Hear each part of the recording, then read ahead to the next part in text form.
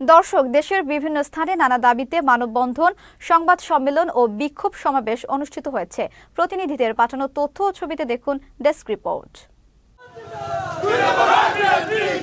ভারতের আগরতলায় বাংলাদেশ সহকারী হাইকমিশনে হামলা, ভাঙচুর এবং জাতীয় পতাকা অবমাননার প্রতিবাদে খুলনার চুকনগরে বিক্ষোভ মিছিল ও প্রতিবাদ সমাবেশ অনুষ্ঠিত হয়েছে। শুক্রবার মিছিলের আয়োজন করে ডুমুরিয়া আটলিয়া ইউনিয়ন বিএনপি। গাজীপুরের সদর উপজেলার বাঘের বাজারে মসজিদের জমি দখল ও নির্মাণ কাজে বাধা প্রদানকারী আশরাফুলের বিরুদ্ধে মানববন্ধন ও প্রতিবাদ সভা অনুষ্ঠিত হয়েছে।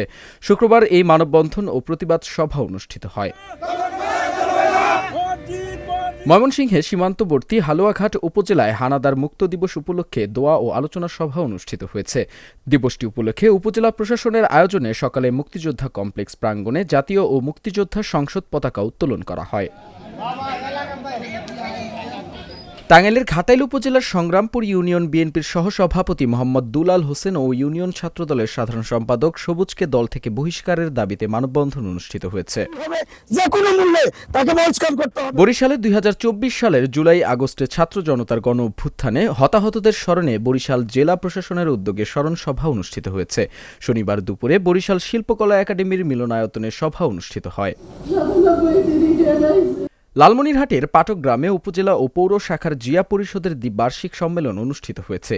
এ উপলক্ষে শনিবার সকালে উপজেলা চত্বর থেকে একটি র্যালি বের করা হয়।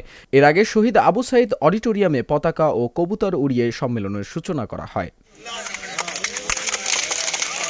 বাংলাদেশ সমাজতান্ত্রিক দল বাসদের ৪৪তম প্রতিষ্ঠাবার্ষিকী ও রুশ বিপ্লবের ১০৭তম প্রতিষ্ঠাবার্ষিকী উপলক্ষে জনসভা অনুষ্ঠিত হয়েছে। শনিবার শাহজাদপুর সরকারি কলেজ মাঠে জনসভা অনুষ্ঠিত হয়। দীপু নূর, চ্যানেল এস নিউজ ডেস্ক। সরকারের কি বিদায় হবে? আসলে বিদায় হয়ে গেছে।